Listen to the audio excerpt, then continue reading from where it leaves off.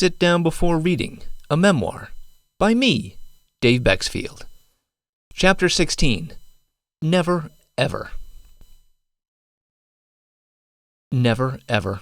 There aren't enough evers. Not in a million years. Ice ages could come and go. Civilizations could be born and extinguished. Less likely than breaking Park Ranger Roy Sullivan's record of getting struck by lightning 7 times, winning $1 billion in the Powerball twice, or avoiding seeing a mattress sale over Memorial Day weekend. I never should have discovered my multiple sclerosis misdiagnosis. Never, ever. To understand just how incomprehensibly fortunate I was means suspending all knowledge of how odds work, because everything had to line up just so. Picture setting up the most epic of domino chains, one that runs from New York City to Los Angeles, only it must pass through Kingman, Arizona, home of Spanky, an 11-year-old corgi renowned for disturbing the dimpled rectangular tiles, one errant tail wag, and game over. For starters, I had to journal, in detail, my travels and symptoms leading up to my MS diagnosis, and bolster that record with photographic evidence, and then write down all my symptoms in detail and, incredibly, save them for 17 years, transferring them from a half-dozen computers to just as many operating systems. I needed to fail every disease-modifying therapy I tried for MS while publicly documenting my efforts. I needed to crater on some drugs, temporarily wildly succeed on another treatment, and enjoy semi-stability on other meds. I needed to blog about my travails with the disease and its myriad symptoms and relapses. I needed the world to hear about my story in print, videos, and podcasts. The spate of UTIs, first in 2009 and then in 2021, absolutely had to happen. My health insurer repeatedly denying the most powerful FDA-approved drug had to happen. And then the pandemic, the failed attempts at self-catheterization, my psychosis, the pleading letter to my doctors, and finally that chance article about Lyme disease by Ross Douthat in the New York Times all absolutely had to happen. With one overreaction to, "Who's a good boy?" a single Spanky could have upended everything, and instead I would still be diagnosed with MS and today resigningly looking into full-time at-home care or assisted living facilities. I was this close. What had I been missing? What were the doctors missing? What were the specialists missing? Could the presence of my Lyme disease have been detected and treated earlier? I started researching my medical history during my 17 years of living with an MS diagnosis to find shards of evidence of an infection, evidence that might be too easily dismissed as static in one's journey with multiple sclerosis. I've already discussed in detail the regrettable missed symptoms early on, or myriad coincidences, say skeptics. But as my disease progressed, there were other signs. Unfortunately, in a cacophonous room full of symptoms, hands raised, all shouting, "Me, me, me!" They were routinely dismissed as just MS, or them's the breaks. I started my sleuthing by focusing on my unusual sudden cratering in September of 2009 after I initiated a new medication. That month I began taking a beta interferon, Rebif, a common injectable first-line therapy for MS. Instead of a daily shot like the Copaxone I had been taking, more than 1,000 injections in my arms, legs, and stomach, I injected this drug 3 times a week with a known side effect profile, flu-like symptoms. So I expected I wouldn't feel bangers, but going from being able to walk a quarter mile without a cane to struggling to cross my living room with a walker in 3 months made zero sense. Now it makes total sense. In certain cases of Lyme arthritis, this drug could be beneficial, as one study found it, quote, dramatically reduced arthritis in mice infected with Borrelia burgdorferi. But generally, this NIH study found that, quote, in most other bacterial infections, particularly during intercellular bacterial infections, type 1 interferon is detrimental to the host, end quote. Instead of slowing my non-existent MS, Rebif was nothing more than gasoline and a match for my Lyme disease. And those crushing bladder issues and skyrocketing disability from that time, as well as in 2021 when everything came to a head, textbook Lyme encephalomyelitis. While that type of Lyme profoundly affects the bladder in only 25% of studied encephalomyelitis cases, when it does, the results can be debilitating, causing, quote, one of the most disabling complications of Lyme disease, end quote. Yay, another short straw. Without those suspected UTIs, though, I never would have taken antibiotics. Without those antibiotics, I wouldn't have discovered unexpected gains. Without those unexpected gains, I never would have eventually put 2 and 2 together. The reason my 2010 stem cell transplant failed also was wholly predictable. In fact, a prominent MS specialist, Dr. Brandon Bieber, called out HSCT in his MS equals Lyme disease video, as he discusses the two diseases with a compelling and convincing argument that no, they are not the same. With HSCT halting or even reversing disability in the majority of MS patients, he asks if this success would be seen with an infectious disease, a level of success where, quote, a patient gets better and stays better?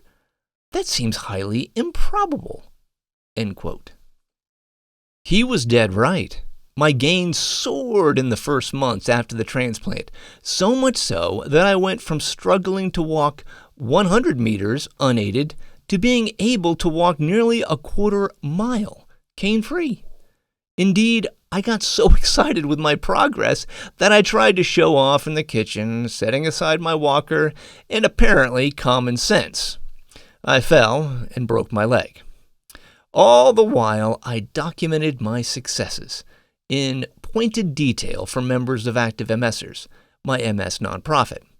The first time in over a year that I drove, went grocery shopping, made dinner standing up, played Xbox, walked nonstop for an hour, and swapped out my walker for a cane.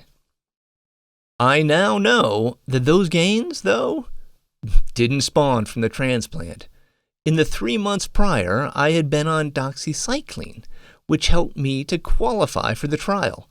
But afterward, to ward off potentially deadly infections due to my obliterated immune system, I took Bactrim, an antibiotic often used to combat Lyme disease, for a full year. In the first 6 months, the gains were breathtaking, which continued apace through year 1. Year 2 and 3 saw modest improvements. Indeed, during that time, my disability improvement bested the other 23 in my NIH-supported study. There were no noticeable setbacks. Well, there was one noticeable setback, at least behind the closed doors of our bedroom. A certain member of my anatomy was not reliably attentive, and Laura sort of noticed. HSCT can knock down testosterone and libido in early months after transplantation, so I wasn't overly alarmed. But this was happening 15 months post-transplant. Curious. The endocrinologist prescribed Viagra, preferring not to start hormone therapy. that may have been a fateful decision. Looking back, it likely was the first sign B. burgdorferi had resurfaced 3 months after I stopped taking antibiotics.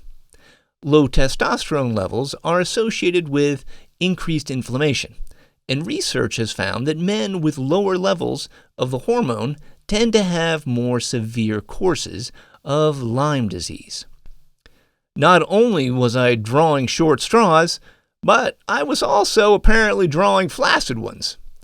More than 2 years and refills of Viagra later, the return of the spirochetes came to a theater near me. It premiered January of 2014. I was sitting on the couch, enjoying some coffee and flipping through the anemic sports page of the Albuquerque Journal when I noticed a strange sensation. My right foot felt off, numb, like before. I shook it, walked on it, and waited for the sensation to return. It never did. My Lyme disease reprieve, after nearly 15 straight months of antibiotics, lasted exactly 2 years and 9 months. A mere mirage. By the end of the clinical trial, I frustratingly had returned nearly to baseline, dropping the hard-earned 2.5 EDSS points I had gained to fall back to a 5.5. Significant disability, able to walk 100 meters unaided. After that aggressive treatment thoroughly failed over the span of 5 years, I briefly dabbled with the oral drug Aubagio before moving on to infusions, taking Rituxan and its sister drug Ocrevus. Those two, along with biosimilar Kesimpta, are popular and effective treatments for multiple sclerosis. From 2017 to 2020, I was on the monoclonal antibody infusions, and while I continued to deteriorate, it wasn't by any means a cliff dive. Again, there's a reason. As there is an arthritic component of Lyme disease, that would help explain why drugs that treat forms of arthritis, rituximab for instance, might provide a level of relief to someone who is infected with Borrelia burgdorferi. I had expected Ocrevus to be the last MS-DMT I'd ever take. Without other clear options, it was easy to stick with a lone FDA-approved treatment for progressive MS, paid for and approved by insurance. That all changed when COVID hit. Those particular immune-suppressing drugs severely blunt the effectiveness of vaccines long-term, spurring me and my neurologist to pursue another treatment.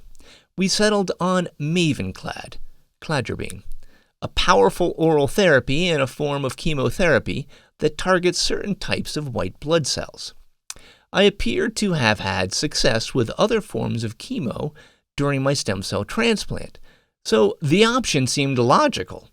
Unlike Ocrevus, it only temporarily suppresses the immune system. But when it does, it's a hammer. I started taking it in July of 2021.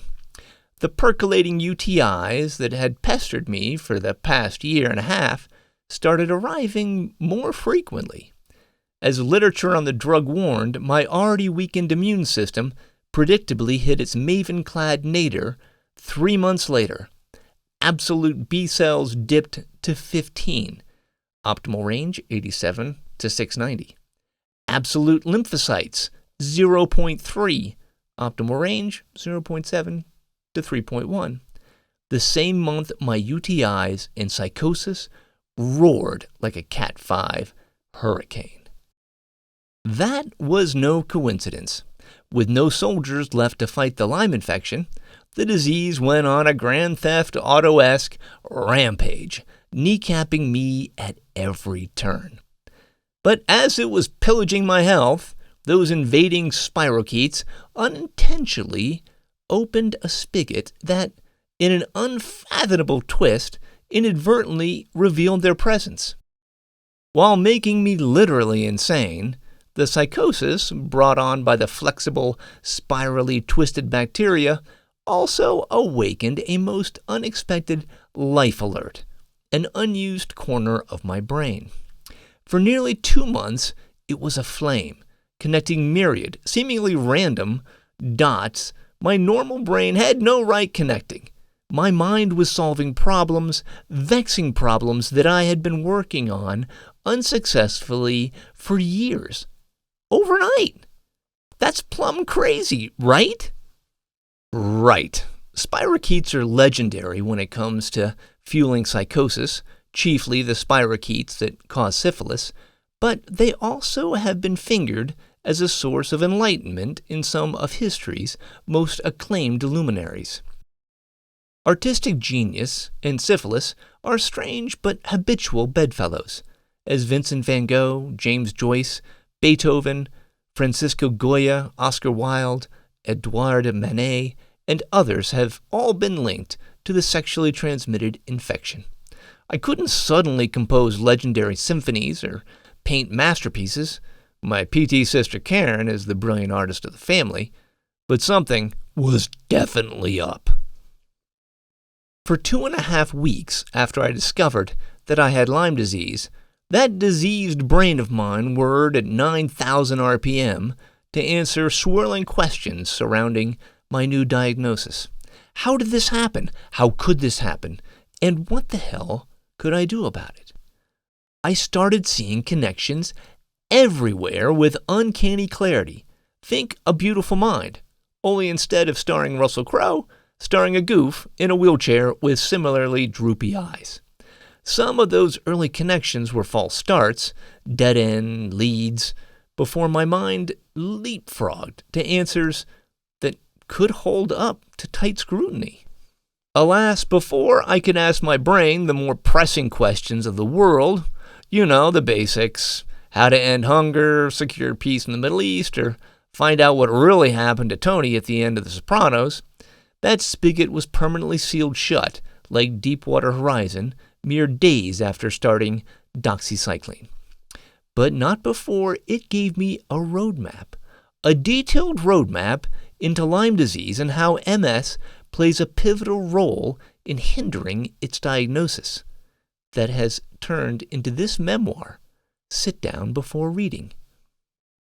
With 3 months of doxycycline and a full year of Bactrim failing to completely rid my body of Borrelia burgdorferi after my 2010 stem cell transplant, it was clear that a short course of antibiotics was not going to get me bounding out of my wheelchair to join the Pickleball Pro Tour. More concerning, stopping antibiotics at this critical juncture could spell the return of my psychosis. My primary care doc agreed, extending my doxycycline prescription while we tracked down the most appropriate medical team to care for me and my 17 years of undiagnosed Lyme disease. He immediately reached out to his extensive network of infectious disease doctors, specialists appropriately in infectious diseases, of which Lyme is a big one, maybe the biggest one. And reached out, and reached out, and reached out. Without a CDC-approved positive blood test for Lyme disease, a grand total of 0 infectious disease doctors in the state of New Mexico were willing to see me, much less treat me. All my PCP's calls and follow-up emails went unanswered, a symphony of silent crickets. On my personal team, my PCP was doing everything he could while my neurologist was in the wind. That left my urologist, who earlier had been eager to find that zebra. Since there is a major urological component to my form of Lyme disease, I figured she might be willing to test her professional chops on my unique case. I figured wrong. Hi, Dave. I'm sorry to hear that you are having trouble connecting with the experts in Lyme disease. However, I am also glad to hear that you are improving. I can follow your UTI problem. However, I am not interested in Lyme disease. If you are having UTI symptoms, please schedule an appointment. My urologist must be well versed with the hidden asterisk in the Hippocratic Oath, the promise to punt on any infection that relates to Lyme disease. And, shocker, I'm not interested in spirochetes invading my bladder either, but I kind of have to deal with it. I never, ever should have discovered that I had Lyme disease, but the more I pursued getting treatment for the disease, a new never, ever surfaced. Unless there is an overwhelmingly compelling reason, someone diagnosed with multiple sclerosis should never, ever get tested for Lyme disease, much less get treated without a positive confirming two-tiered approved test. Never, ever. That's the official stance of the infectious disease community, many medical practitioners, and virtually all health insurers worldwide. Like countless undiagnosed sufferers of Lyme disease before me, I had walked straight into a plate glass nightmare scenario. No one was willing to treat me.